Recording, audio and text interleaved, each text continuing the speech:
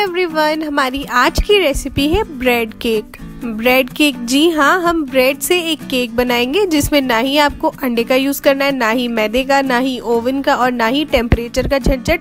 किसी भी चीज़ की प्रॉब्लम नहीं है। बनी बनाई ब्रेड से हम एक बहुत ही सुंदर सा डिलीशियस सा केक बनाएंगे।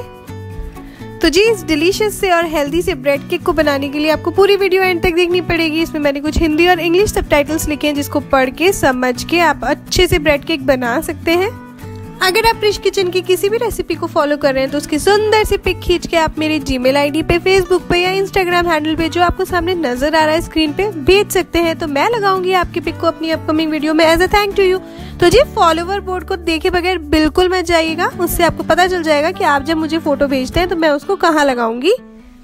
अगर आपको मेरी वीडियोस अच्छी लग रही है तो मेरे चैनल को सब्सक्राइब करे बगैर बिल्कुल मत जाइएगा। तो जी, स्वागत है आपका रिच किचन में and let's get started with the recipe.